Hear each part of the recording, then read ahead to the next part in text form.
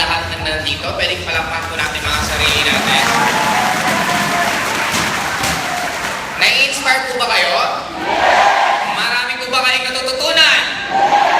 Masarap po ba makinig sa mga taong positive? Okay, now guys, bago po ako magsimula, kilala niyo po ba si Bruce Lee? Kaya lang, okay.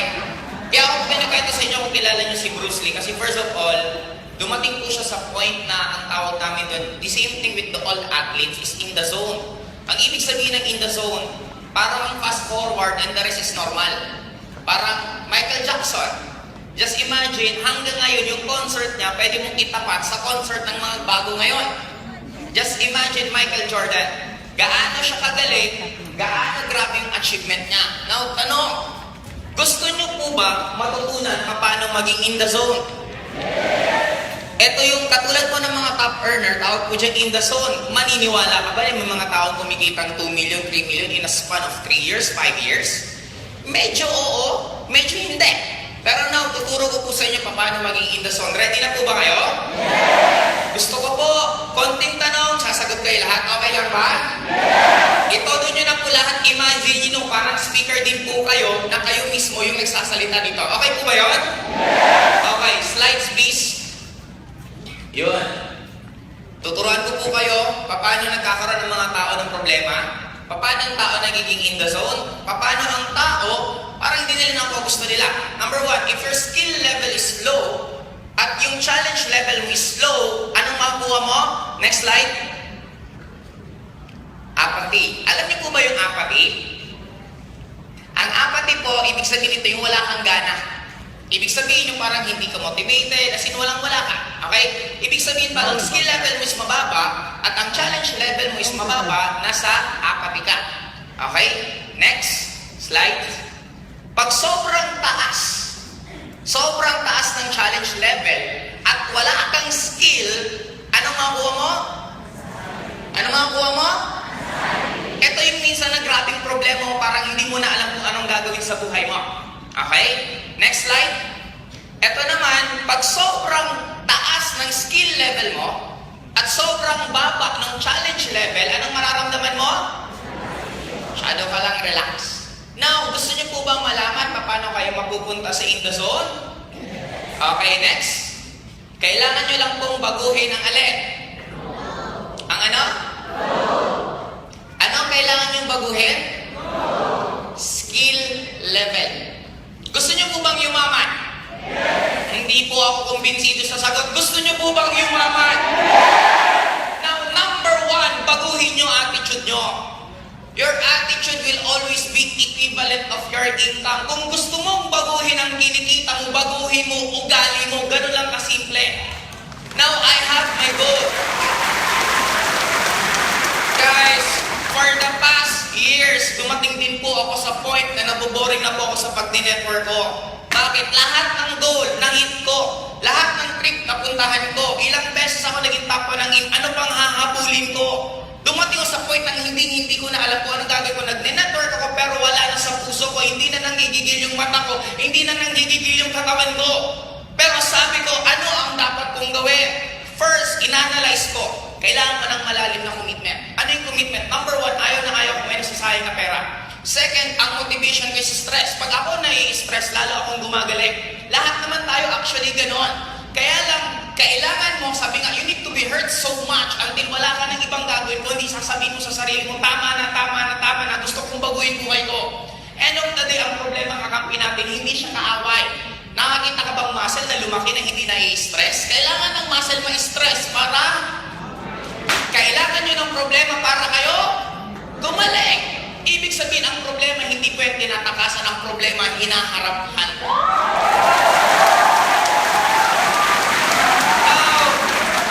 Nakita ko sarili ko, ang motivation ko number one is ayaw ko nasasayang na pera. Anong ginawa ko? Bumuo ako ng JLIM project, ginastusan ko yung office, gumastos ako ng ilang million. Bakit? Para wala na akong reason para mag-quit. Kung gumastos ako ng 100,000, 2 million, 1 million, pwede pa ako mag-quit. Magkano lang yon?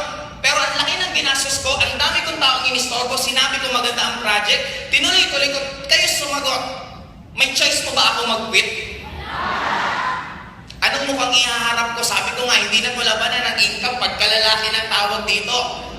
Now, ano ang point ko? Number one, wala na akong reason.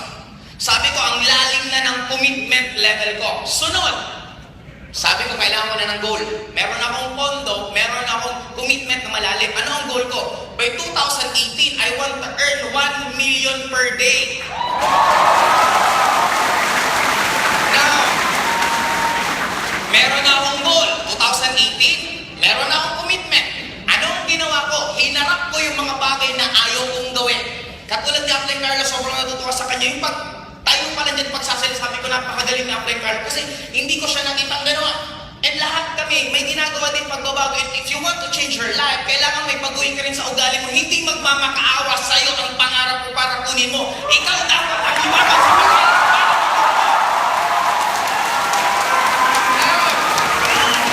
Next slide, please. Next slide. Yan po ang schedule ko, 2016-2017. 2 p.m. to 10 p.m. nasa project office ako. Nakiusap ako sa lahat ng leaders ko. Sabi ko, magdala kayo lahat ng guests nyo, kakausapin ko isa-isa. Pag tulong-tulong na kayo, pagurin nyo ako kung kaya nyo akong pagurin. Guys, 2 p.m. to 10 p.m. Monday, Tuesday, Thursday, Friday, nasa office ako. Every Thursday, ako po ang speaker sa office, 7 p.m. Saturday and Sunday, that is my commitment out of town. Ngayon, Sabado, nandito ako. Bukas, nasa MOA. Next week, nasa Cebu ako. Next week, nasa Lawag ako. Next week, nasa Zamboanga ako. Now, ano ang point ko? Bakit ko pinapakita sa inyo schedule ko? Guys, 2016, 2017, that will be my full schedule. Now, kaya ko ito pinapakita sa inyo. Di ba may pangarap kayo? Di ba gusto nyong yumaman? Now, tandaan nyo lang, tuwing napapagod ka, tuwing nahihirapan ka, at sasabihin mo sa sarili mo, parang hirap na hirap ka na sa pag-dinector, alalahanin mo lang schedule ko, mas may karapatan ako magpahinga kaysa sa'yo. Guys, tuwing baon na baon ka na parang gusto mo nang magpahinga, maaalala mo tong schedule ko at mahihiya ka sa sarili mo. Guys, next slide please. 2016 will be all out. Sabi ko nga sa inyo, kung gusto nyo mangarap, kung gusto nyo makuha pangarap nyo, sumabay kayo ngayon sa ginagawa namin. Kasi isa lang po sasabihin namin sa inyo, lahat po kami nandito, tutulungan po namin kayo para makuha nyo lahat ng pangarap nyo. Guys, hindi nyo po gagawin ang pag-network na mag-isa. Lahat kami nandito, hindi po kami titigil at lalo namin kayo i-inspire at sasabihin kayo, kaya nyo makuha buhay nyo, kaya nyo makuha pangarap nyo, kaya nyo magbago ang buhay. Guys, just believe in yourself. You don't need to change. You're already perfect. Ganawa ka ng Panginoon dito sa mundong to. Perfect ka na. Nagkataon lang nawalan ka lang ng tiwala sa sarili mo. Nagkataon lang natakot ka lang sa mga pangarap na nangyari sa'yo na feeling mo hindi na magbabago buhay mo. Guys, nandito kami. Pinapaalala po namin sa inyo, kaya nyo magbago buhay nyo!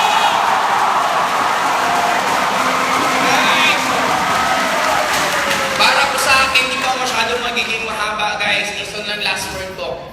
This is the first event na ginawa namin and this will never be the last. Ang dami po natin mga events na gagawin para lalo po namin kayong remind, para lalo pong maging magandang buhay nyo kasi isa lang po ang hihilingin ko sa inyo. Imagine niyo, maniwala ka lang sa sarili mo, mangarap ka lang ulit ng sobrang laki, huwag kang mangarap ng naniniwala sa iyong tao, dapat ang pangarap mo, pinagtatawanan ka ng ibang tao sa sobrang laki. Now, guys, sundin mo sinabi ni Mike, sundin mo sinabi ni Doc, sundin mo lang ang sinabi dito ng speaker, isa lang sigurado ko, hindi po nakakapagtaka, biglang isang araw, ikaw nang may hawak ng mic na